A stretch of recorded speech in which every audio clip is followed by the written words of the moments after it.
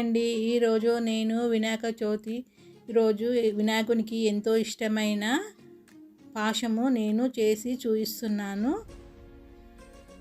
ఇది చపాతీ పిండి తడిపి పెట్టుకున్నాను. ఇట్లా ఈ విధంగా అన్నీ ఇట్లా శాంగాలలాగా ఇట్లా చేసుకోవాలన్నమాట. పొడి పొడుగా తాలికల్లాగా చేసుకోవాలి. పొడి పొడుగా గుండ్రాళ్ళు ఇట్లా చిన్న చిన్న బాల్స్ లాగా చేసుకోవాలన్నమాట. అన్నీ ఈ విధంగా చేసుకొని రెడీ పెట్టుకోవాలి. బెల్లము వాటరు నేను ముందే పెట్టేసుకున్నాను, మరుగుతున్నాయి అన్నమాట. వాటర్ మరిగే వాటర్లో ఇవన్నీ మనము చేసుకున్నాం కదా, ఉండ్రాళ్ళు తాలకలు అవన్నీ చేసుకున్నాం కదా, ఇందులోకి వేసేసుకోవాలన్నమాట. వేసేసుకొని ఉడకాలి. దొడ్డుగా చేస్తే ఉడకవు, సన్నగా వేసుకోవాలి. వేసేసుకొని ఇట్లా మూత పెట్టేసుకోవాలి. మూత పెట్టుకొని కొంచెం పిండి తీసుకొని వాటర్లో కలుపుకోవాలన్నమాట. అట్లనే పిండి వేసినామనుకో అందులోనికి గడ్డలుగా ఇట్లా కడుతుంది అన్నమాట, గట్టిగా అయిపోతుంది అన్నమాట. కొన్ని వాటర్ పోసి ఇట్లా కలుపుకుంటే బాగుంటుంది, లూజ్గా ఉంటుంది అన్నమాట. ఇట్లా మేము మొత్తం ఇట్లా కలుపుకోవాలన్నమాట. లిక్విడ్ వాటర్ లాగా కలుపుకోవాలి. చూడండి, ఉడికింది. మనం వేసేసుకున్నాం కదా, అంతా ఇందులో ఉడికింది అన్నమాట, వాటర్లో ఉడికింది. ఇప్పుడు మనం పిండి కలిపి పెట్టుకున్నాం కదా, ఆ పిండి మనము ఇప్పుడు ఇందులోకి పోసేసేయాలన్నమాట.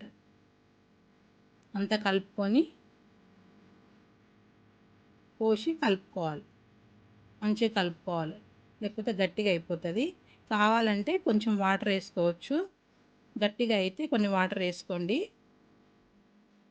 నా వీడియో చూసిన వాళ్ళంతా లైక్ చేయండి, లైక్ చేయట్లేదు.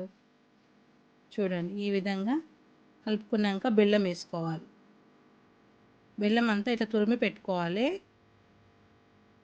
తురిమి పెట్టుకుంటే తొందరగా కరుగుతుంది అన్నమాట.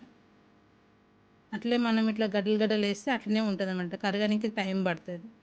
చూడండి, అంతా కలిపేసేసుకున్నాను. మొత్తము ఈ విధంగా అంతా రెడీ అయిపోయింది అన్నమాట. ఇప్పుడు పాశము రెడీ అయిపోయింది. ఇది పక్కకు పెట్టేసుకొని కాజు, బాదాము, పిస్తా, కొంచెం నెయ్యి తీసుకొని మనం ఫ్రై చేసుకుందాం. ఇప్పుడు టేస్ట్ వస్తుంది, ఈ వేయడం వల్ల నెయ్యి వేయడం మంచిగా ఉంటుంది, టేస్ట్ ఉంటుంది, బాగుంటుంది. కాజు వేసేసుకొని కొంచెం బ్రౌన్ కలర్ వచ్చే వరకు ఫ్రై చేసుకోవాలి. తర్వాత కిస్మిస్లు, మనం బాదాము వేసేసుకుందాం. ఇప్పుడు వేసేసుకొని కలిపేసేసుకొని బ్రౌన్ కలర్ వచ్చే వరకు మొత్తం ఫ్రై చేసుకోవాలి. ఇప్పుడు మనం పాశం ఉంది కదా, అందులోకి వేసేసుకోవాలి. మొత్తం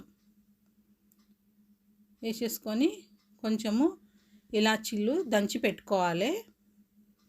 ఇప్పుడు వేసేసుకుందాం. దంచి నేను ముందే పెట్టేసుకున్నాను, వేస్తే టేస్ట్ ఉంటుంది, బాగుంటుంది. మొత్తం అంతా వేసుకొని కలుపుకోవాలన్నమాట. ఇట్లా రెడీ అయిపోతుంది.